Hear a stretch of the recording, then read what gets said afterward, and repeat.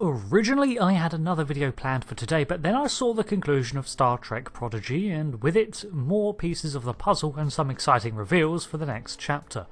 So I did this instead because it has some intriguing lore and sheds some light on some things that Starfleet has been up to in the years since Voyager's return.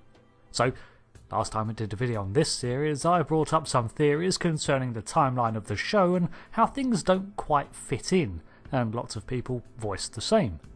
Well, now we have more information on this puzzle, but still not all the pieces. The time travel is involved to an extent, so let's cover the lore from the show. The Diviner, the antagonist of the series, has alluded to the fact that he is the last of his species, I guess alongside his daughter, the Va'al-Na'akat, from the planet Solum. Well, turns out that Solum is a flourishing society in 2383 that eventually makes first contact with the United Federation of Planets, but this proves to be his people's undoing. The planet splinters into factions, a pro-UFP group and an isolationist one, all while the Federation itself remains hands-off with this conflict, probably because of the Prime Directive and trying to distance themselves from the situation. Over the next 50 years, Solum tears itself apart with civil war, and eventually the Diviner is selected to go back in time from 2433 to prevent first contact with Starfleet. To do this, he ambushes the USS Protostar and plants something aboard it. This is still a mystery, but apparently whatever it is will destroy the Federation when the Protostar comes into contact with them.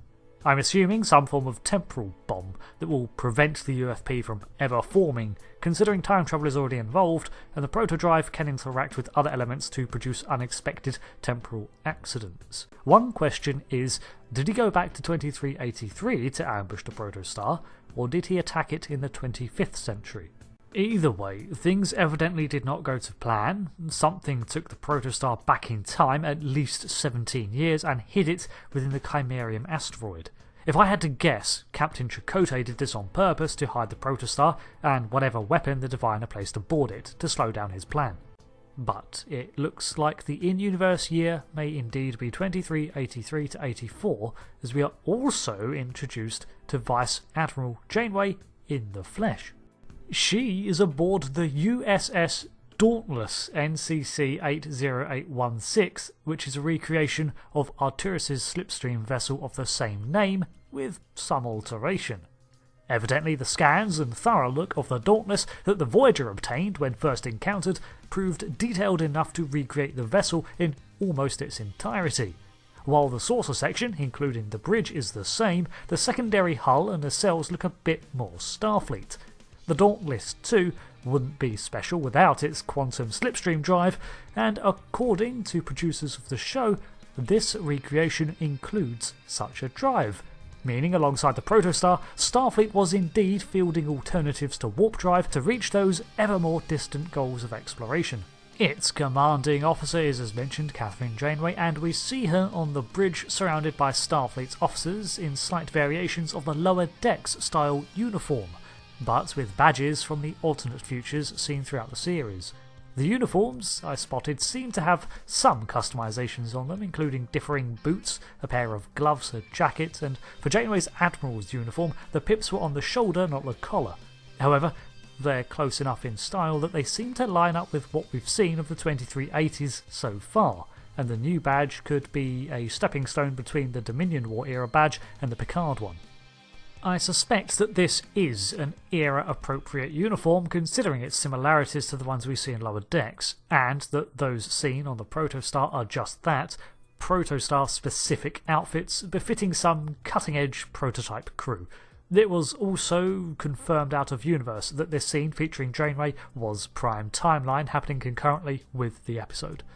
The final point I want to bring up is that Admiral Janeway knew of Chakotay's posting as captain of the Protostar, and seems to be looking for it too, meaning that in all likelihood the Protostar was deployed around the 2380s before it went missing. But that is an assumption. Janeway here has a streak of grey in her hair, and in Apocrypha, her born year... Her born year? That's a weird one. I've never heard anyone say, oh yes, my born year is... Anyway. And Apocrypha has her birth year in 2336, which would make her approaching 50 by the time of disappearance, providing time is all in order, more or less.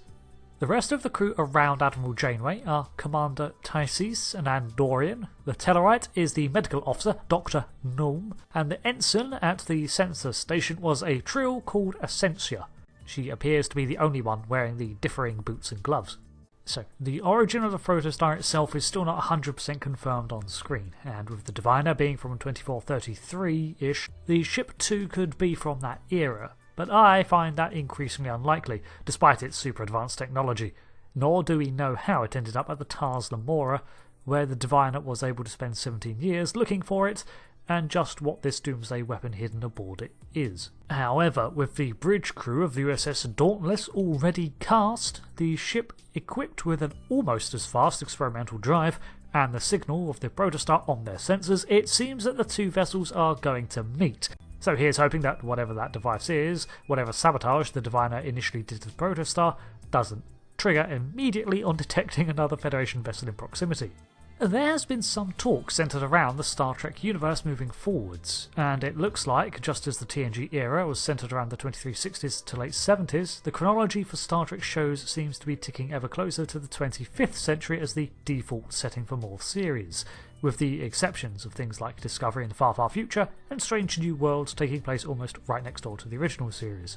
I'd love for more tales around this time, but I hope that if this is the case, then someone is keeping a close eye on the canon, as the 80s are getting a little crowded with big events. 2 years after Prodigy Utopia Planitia is attacked, Picard resigns, and then 2 more years after that, Romulus is destroyed.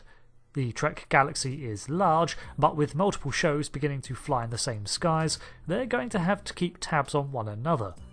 Nods like this to a consistent uniform for the era, however, give me hope that they are working together in building a cohesive universe. Thanks for watching this video on Prodigy as the show moves on with its mysteries. I've been Rick, and I'll see you next time for another video. Thanks again, and goodbye.